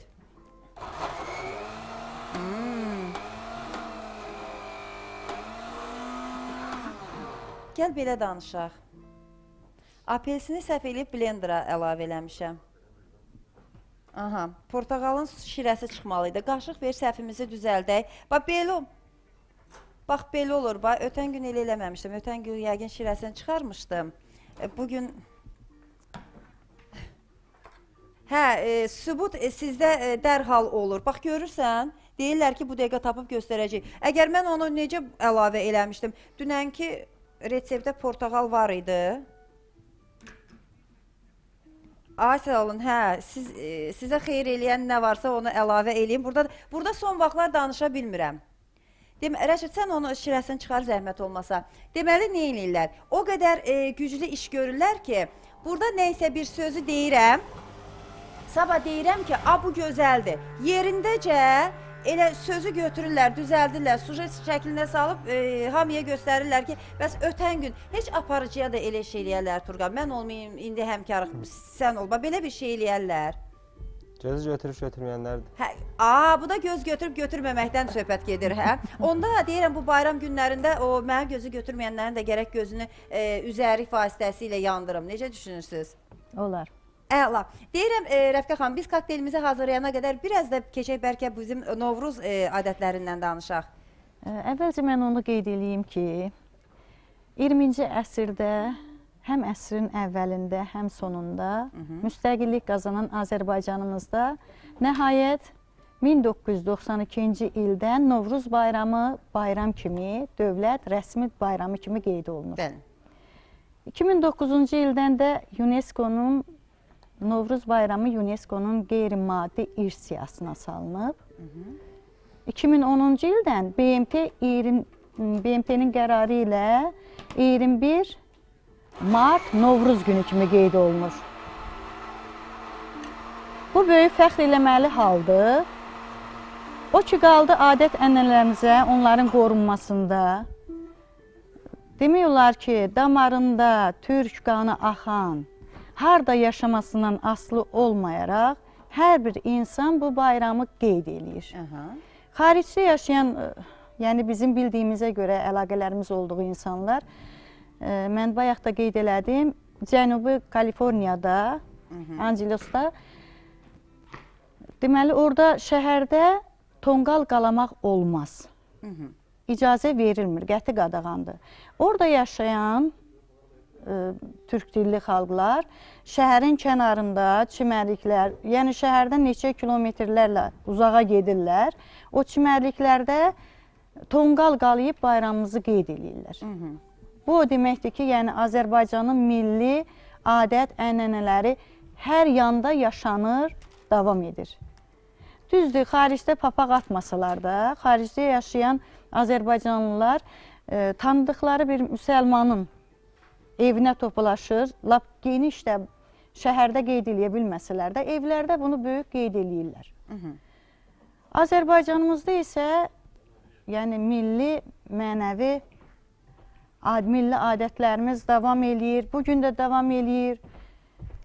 Novruzun birinci gəlişi səmənilərlə, çərşənbələrin əlamətləri ilə, sonra Novruz oyunları keçirilir. Heç vaxt, heç zaman yəni o geridə qalmamışıq Novruz Kosasından, Xıdır Nəbi tamaşalarından. Bu milli tamaşalarımızdır, həmişə qeyd olunub.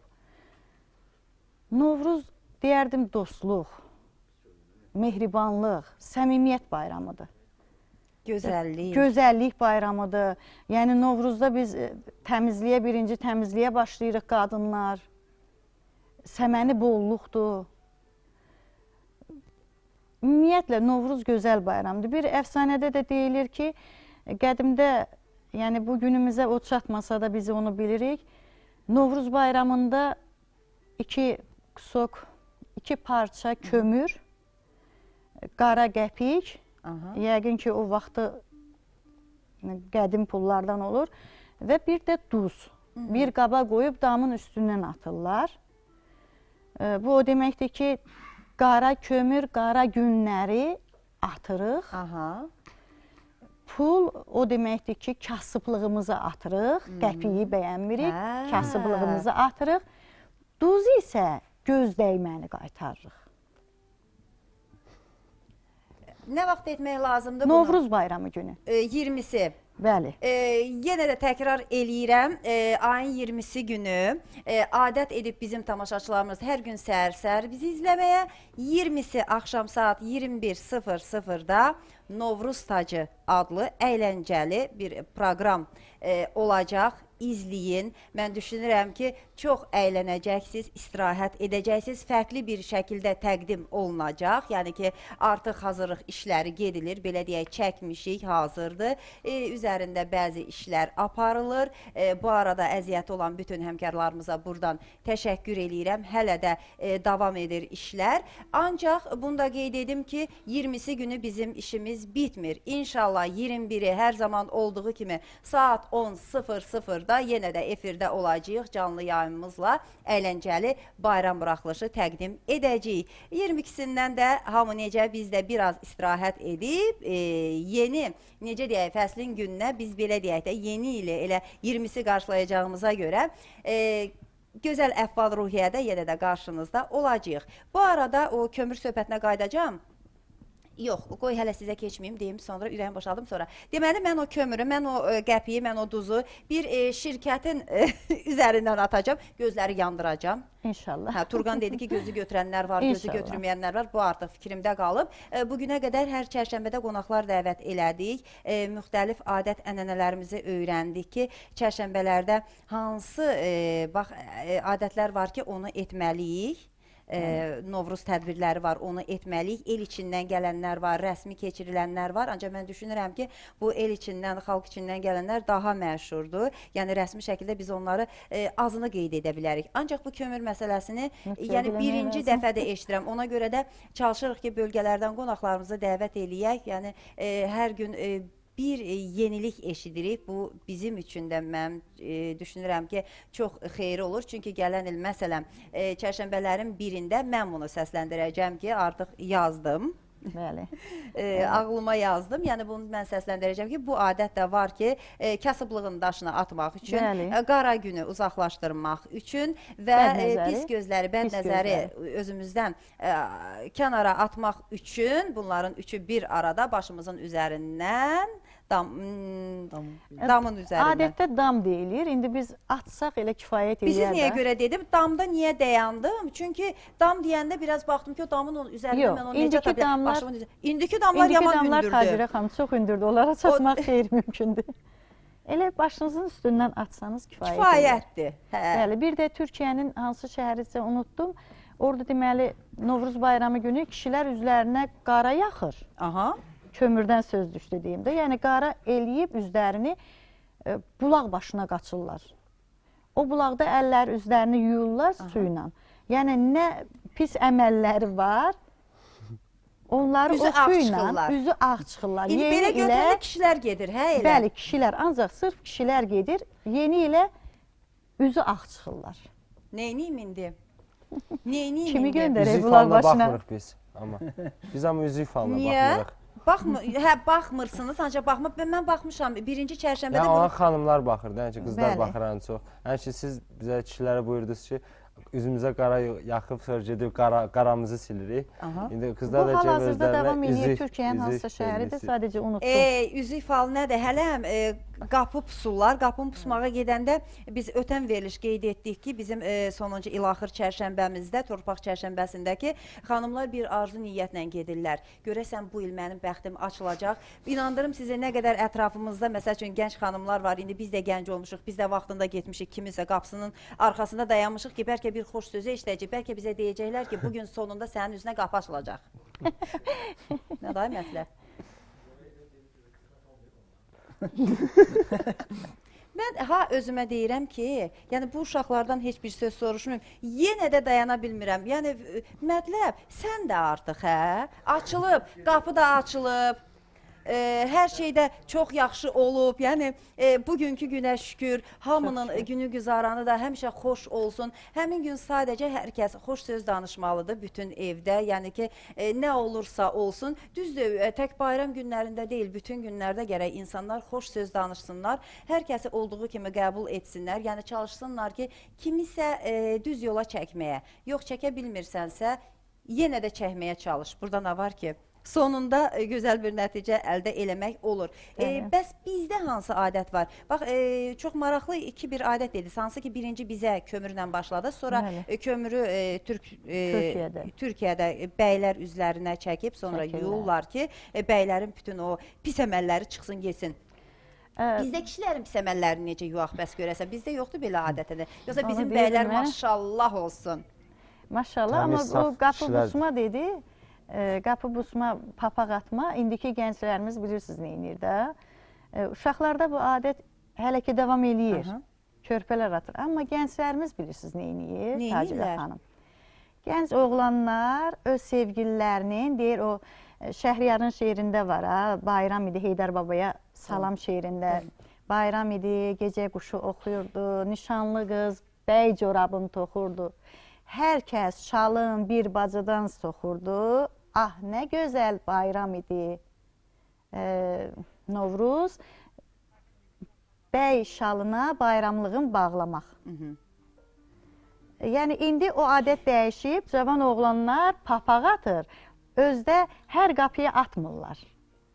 Hansı evdən istəkləri var, o qapıya atırlar. Bir də görürsən ki, həmin qapıdan da papağın içində bəxtinizi bir daha sına çıxır. Necə də, hansı gəncin başına gəlib? Necə gözəl. Mən də kim atıb? Yox, doğmadan söhbət etdim. Doğma yox, bəxtinizi bir daha sınayın. Bu məsələ indi qalxmayıb. Bizim ötən çərşənbə bir vilayət babamız var, səbət ustası. Bu səbətləri də o bizim üçün hazırlayıb, gətirib, əlinə sağlıq, ürəyinə sağlıq. Dedi ki, nəsə adətdən, ənənədən danışdıq, xanımı ilə birgə iştirak edirdi verilişimizdə.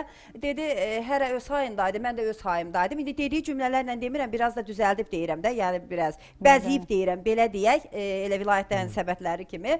Bəzən dedi ki, hər kəs öz hayındaydı, mən də öz hayımdaydım ki, bu qıza elə eşkimi bayram günü açmışam. Elə eşk açmaq, dədə-babadan gəlib, şal sallayırdılar, nə bilim, pişik sallayırdılar. İndikilər də müasirdir də, torbanı atırlar, bilirlər hansı qapıya atmaq lazımdır. Ancaq mən düşünürəm ki, bəxtini bir daha sınar, söhbət olmaz orada. İndiki müasir gənclər, əvvəllər elçi daşı var idi, elçi daşın üstündə oturardılar, bir qapıya 10 dəfə gedərdilər. Hə, var idi. Yalnız WhatsApp. Hə, baba. Hə, ona görə də sonradan deyirsiniz ki, mən nə idim bu dərdə düşdüm. Allah heç bir peşman eləməsin. Rəfiqə xanım, mən üzr istəyirəm. Yəqin ki, yenə neysə bir, çox maraqlı bir söz deyəcəksiniz. Ancaq saxlayın fasilədən sonra, qoy tamaşaçılarımız da intizarda qalsın ki, görürsən Rəfiqə xanım indi nə deyəcək? Çox qısa fasiləmiz var. Fasilədən sonra davam edəcəyik.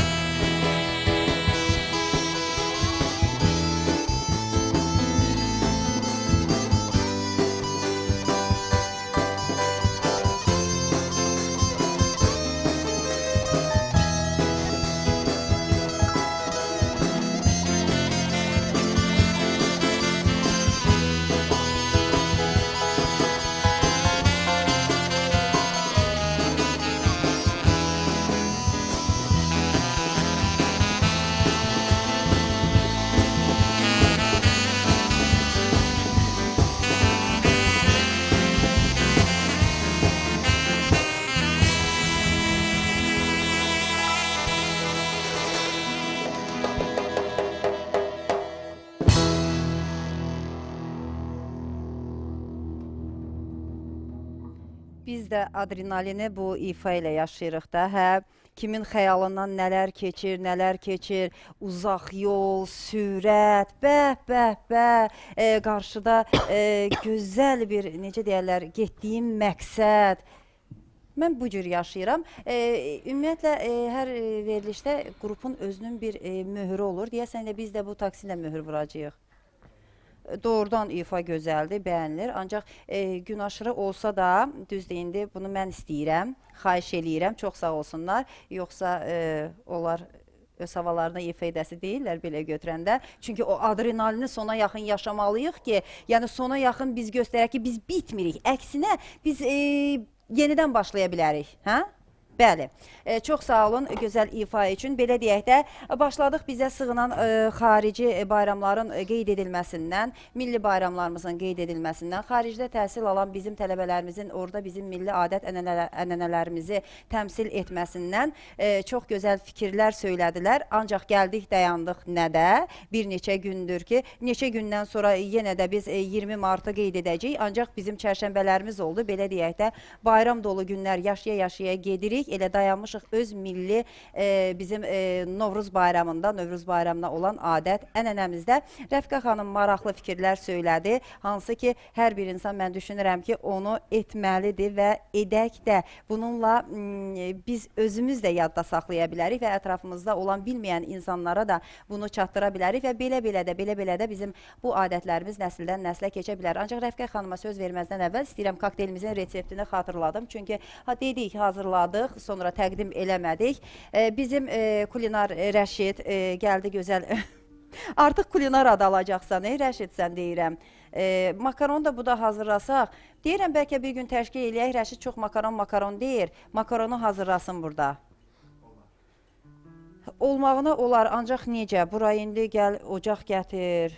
Yəni ki, su, makaron, ola bilsin ki, sujet şəklində çəkib təqdim eləyərik, hə, necə düşünürsən? Əla, elə bir məsələni qoyub digər məsələyə keçirəm. Dünənlərim konsert proqramı vermişsiniz, o haqda heç demək istəmirsiniz.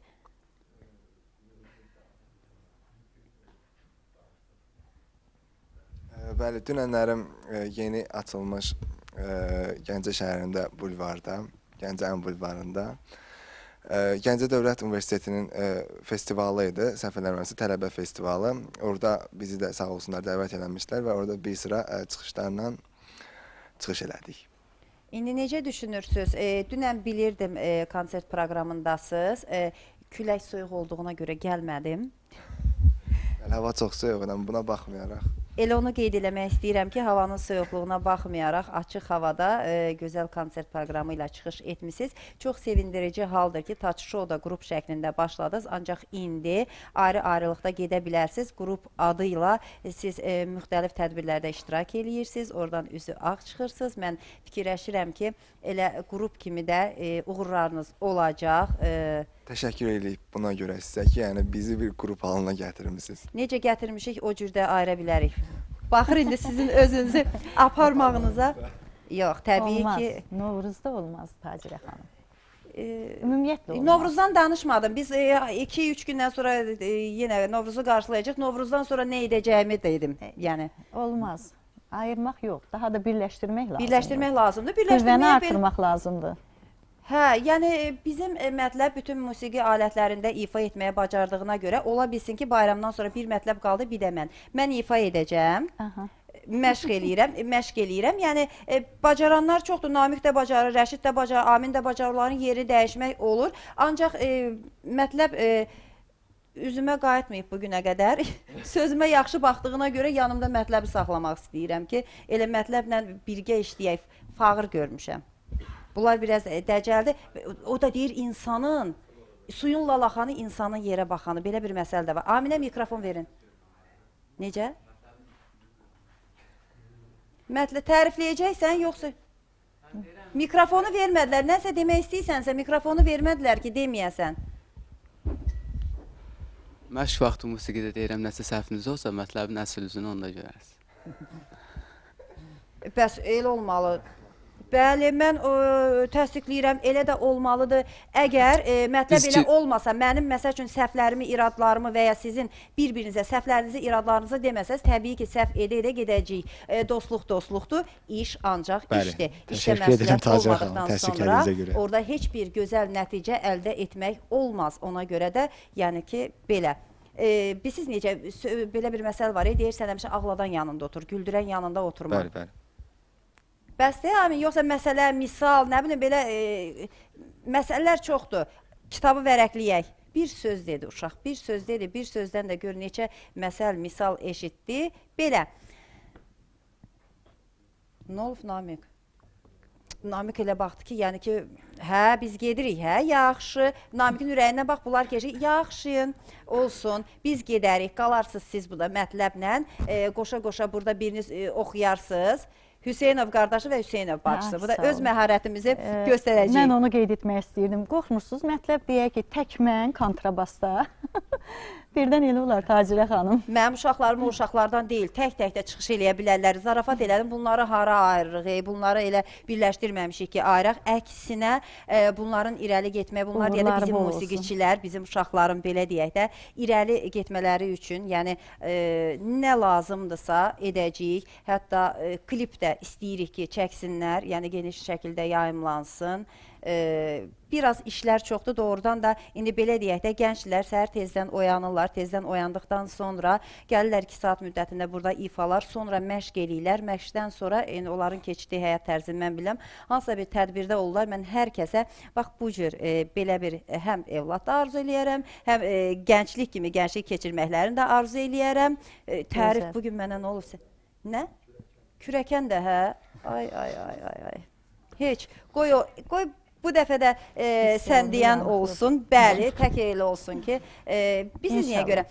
İnsan boş vaxtından gərək səmərəli istifadə etsin. Bu demək deyil ki, hər kəs alim ola bilməz. Sadəcə, yəni ki, alim ola bilməyənlər də bir peşə seçməlidir, bir sənət seçməlidir, elə bir sənət seçməlidir ki, onun da bir insanlara xeyri olsun. Belə deyək, yəni mən bütün gənclərə bunu deyirəm, çünki biz bugün gənclərimizdən yenə də deyir, təkrar biliyin anasıdır, fəxr edirik ki, bugün bizim Azərbaycanın belə gözəl gəncliyi var, gələcəyi var.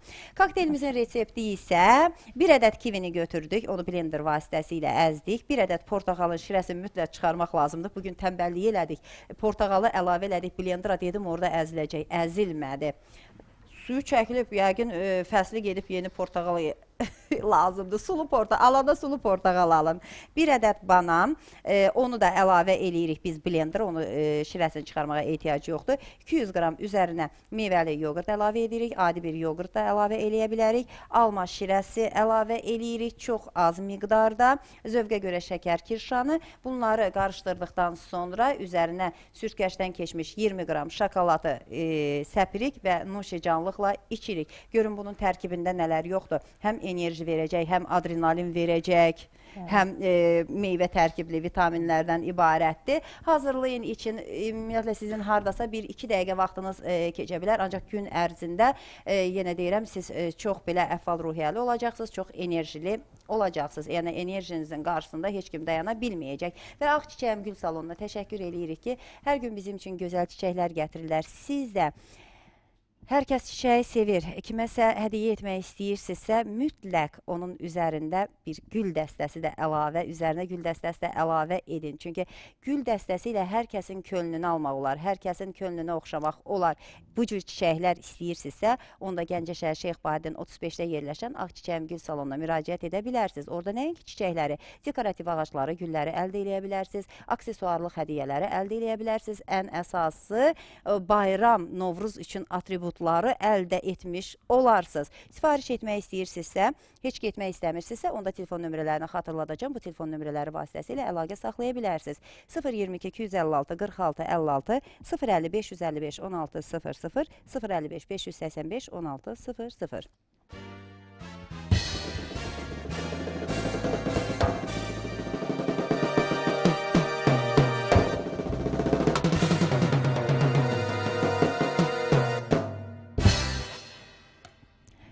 Buyurun Rəfiqə xanım, fikrinizi unutmadınız ki, yəni sizi fasilədən əvvəl fikrinizlə bərabər dayandırmışam, ancaq ondan sonra özüm danışmışam. Söhbət oğlanların bugün etirafı idi, bayramda necə eləmək lazımdır. Bu bir adət var Qırğızstanda, bugün də davam edir o adət. Novruz bayramı günü fərqi yoxdur, qız, oğlan at çapır.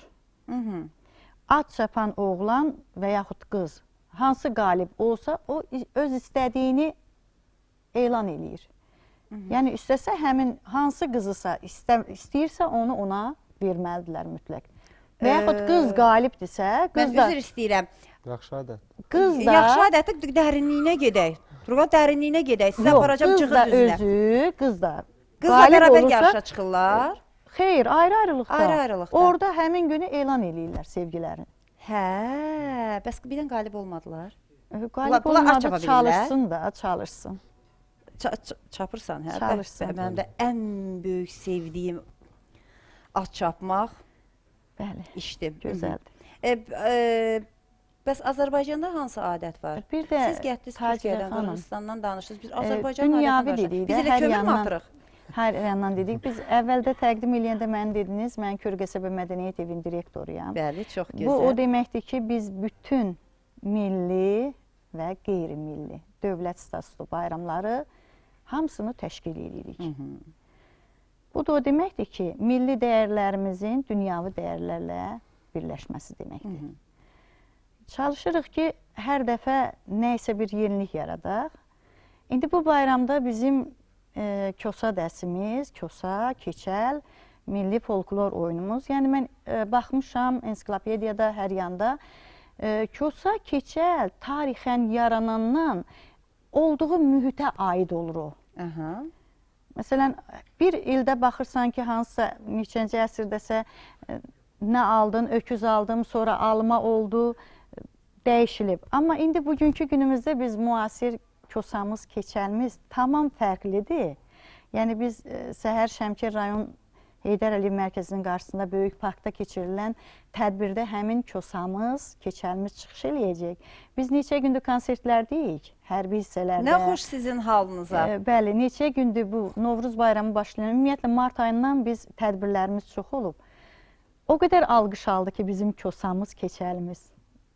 İnan, bilmədik ki, neyniyək. Yəni, o adət var, davam eləyir, milli oyunlarımızdır. Bu, istər qanunu, istər qanunsuz, qulaq falına çıxmaqdır, nə bilim, səmənini cücərdirik. Bu bizə qanun deyil ki, adətimizdir. Bəli. Adətimiz, tonqal üstündən hoppanırıq. Tonqal üstündən hər kəs hoppanmalıdır. Hətta deyirlər, bir tonqalın üstündən 7 dəfə hoppanmaq lazımdır.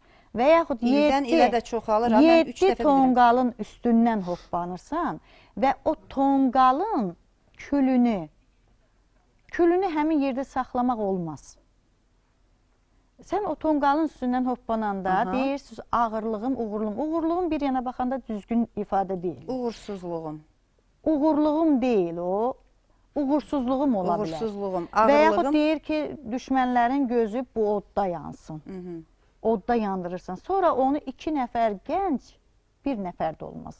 Bir qız, bir oğlan o külü aparıb, məhləndə yandırmışsansa o külü kənar başqa yerə aparıb atmaq lazımdır ki, axı sən atdın ağırlığını, nə uğursuzluğun var bu tonqala. Sonra da yandı kül oldu, həyətində qaldı. Deyirəm, orada ağac yandırsaq, yenə toya bayrama gedəsidir. Təkəri yığırıq o tonqalın altında. Gəl indi onu süpür ki, aparasan, səhərə qədər tüstülüyür. Oy, bayramda təmizləyirik, tək elə belə bayram seyran olsun. Bayramda təmizləyirik, yuyuruq, yığırıq.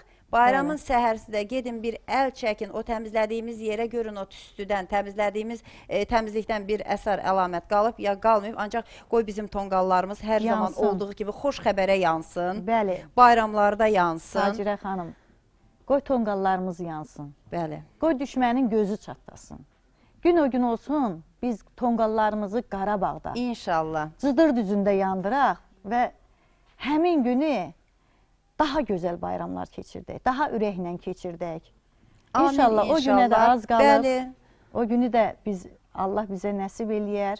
Sevə-sevə görərik, gedib qeyd edəcəyimiz günlərdə olacaq. Bəli, sevə-sevə gedib istənilən Nəinki yerdə bayram konsertlər günlərini o verərik. qədər xoş səfalı Bəli. yerlərdir ki, elə hər zaman elə gedib həm istirahət edəcəyik, həm də bayramlarımızı da yüksək səviyyədə qeyd edəcəyik. İnşallah. Çox sağ olun, təşəkkür eləyirəm. Demək sağ olar olun. ki, artıq sona gəldik, çatdıq.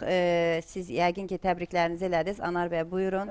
Mən də fürsətdən istifadə edib məni bu verilişə dəvət etdiyinizə görə və fikirlərimi tamaşaçılarla bölüşdürməyə şərait yaratdığınıza görə təşəkkür edirəm və bir daha xalqımızı Novruz bayramı münasibətilə təbrik edirəm. Rozulu, bərəkətli illər, aylar, günlər arzulayıram.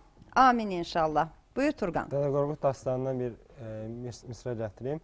Yəni orada buyurulur ki, tonqalların mənası var. Şadlıq gətirən, müharibə olan. Daim Azərbaycanda şadlıq tonqalı yansın.